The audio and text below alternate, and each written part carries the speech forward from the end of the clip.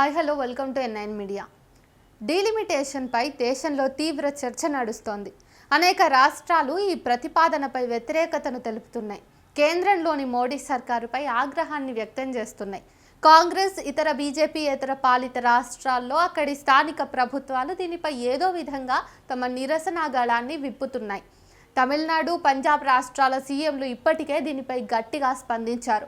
ఇక తెలంగాణలోని కాంగ్రెస్ ప్రభుత్వం అయితే ఒక సమావేశాన్ని నిర్వహించడానికి ప్రణాళికలు సిద్ధం చేస్తోంది. జనాభా ఆధారంగా దేశంలో నియోజకవర్గాల పునర్విభజన జరిగే ప్రక్రియపై పలు రాష్ట్రాలు భయాందోళనలు వ్యక్తం చేస్తున్నాయి. ముఖ్యంగా దక్షిణాది రాష్ట్రాల నుంచి ఈ నిరసన గళం బలంగా వినిపిస్తోంది.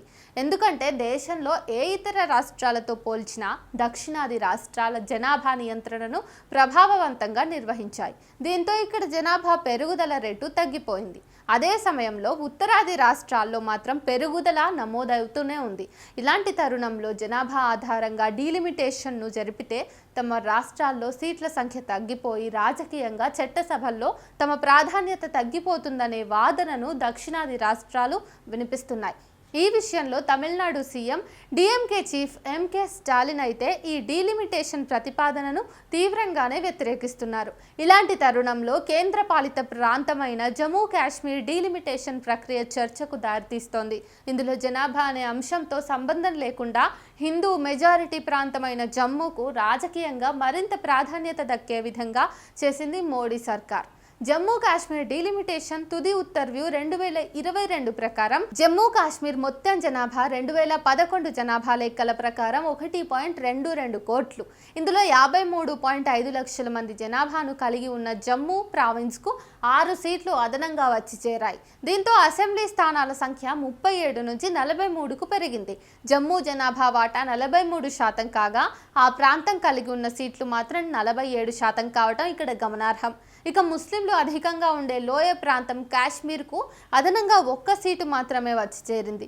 దీంతో లోయ ప్రాంతం సీట్ల సంఖ్య 47కు చేరింది. 68.88 లక్షల మంది అంటే 56% జనాభాను కలిగి ఉన్న కాశ్మీర్కు దక్కిన సీట్లు 52%. గత దశాబ్దంతో పోలిస్తే ఈ రెండు ప్రాంతాలలో జనాభివృద్ధి జాతీయ సగటు కంటే చాలా తక్కువగా ఉంది.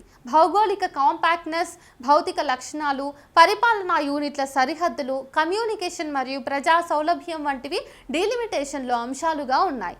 డీలిమిటేషన్ కమిషన్ జనాభా కంటే ఎక్కువగా ప్రాంతం, సరిహద్దు ప్రాంతాలపై ఆధారపడింది. అయితే ఇవి కూడా సెలెక్టివ్గా ఉండటం గమనార్హం. ఎందుకంటే ముస్లిం మెజారిటీ నియోజకవర్గాల సగటు సైజును పెద్దగా ఉంచి హిందూ మెజారిటీ నియోజకవర్గాల సంఖ్యను పెంచారు.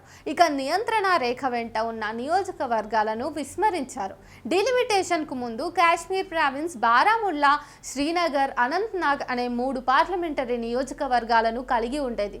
జమ్మూకు జమ్మూ, ఉధంపూర్ అనే 2 స్థానాలు ఉండేవి. అయితే అనంతనాగ్ను విభజించి అందులో ఒక భాగాన్ని శ్రీనగర్కు, మరొక భాగాన్ని జమ్మూ కాశ్మీర్లోని రాజౌరికి జోడించారు. దీంతో అనంతనాగ్లోని ముస్లిం ప్రాతినిధ్యాన్ని తగ్గించేశారు. అనంతనాగ్, రాజౌరి పార్లమెంటరీ నియోజకవర్గ ఏర్పాటు అసంబద్ధమన్న వాదనలు తీవ్రంగా ఉన్నాయి. ఎందుకంటే భౌగోళికంగా, సాంస్కృతికంగా ఇవి 2 వేర్వేరు ప్రాంతాలు కావటమే. అయితే చట్టసభలో కాశ్మీర్కు రాజకీయ ప్రాధాన్యతను తగ్గించి ఆ ప్రాంత సంస్కృతిపై దెబ్బ కొట్టాలన్న ప్రయత్నమే డీలిమిటేషన్లో కనబడింది. డీలిమిటేషన్ కమిషన్ బీజేపీకి రబ్బరు స్టాంపుగా మారిందని జమ్మూలో కూడా పలు ప్రతిపక్ష పార్టీలు ఆరోపించాయి. కాగా డీలిమిటేషన్ తర్వాత జరిగిన అసెంబ్లీ ఎన్నికల్లో బీజేపీ తన ఎమ్మెల్యే సభ్యుల సంఖ్యాబలాన్ని 25 నుంచి 29కి పెంచుకున్న విషయం విదితమే. డీలిమిటేషన్ ప్రక్రియలో భాగంగా కొత్తగా ఏర్పాటు చేసిన 7 నియోజకవర్గాలను 2 ప్రాంతాలకు అసమానంగా పంచారు. జమ్మూకు 6, కాశ్మీర్కు 1 నియోజకవర్గాలను కేటాయించడం గమనార్హం. అంటే ఇప్పుడు దక్షిణాది రాష్ట్రాలు ఆందోళన వ్యక్తం చేస్తున్న జనాభా ఆధారిత డీలిమిటేషన్కు విరుద్ధంగా జమ్మూ కాశ్మీర్లో నియోజకవర్గాల పునర్విభజన జరిగింది.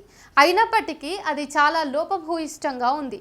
వాస్తవానికి జమ్మూలో బీజేపీకి పట్టు ఉంది. ముస్లింలు అధికంగా ఉండే కాశ్మీర్లో ఆ పార్టీకి బలం శూన్యం. దీంతో జమ్మూలో సీట్ల సంఖ్యను పెంచుకోవటం ద్వారా తన రాజకీయ బలాన్ని కాపాడుకోవాలనే స్వలాభంతోనే కేంద్రంలోని మోడీ సర్కారు ఈ ప్రక్రియను తనకు అనుకూలంగా మార్చుకున్నదని రాజకీయ పరిశీలకులు చెప్తున్నారు.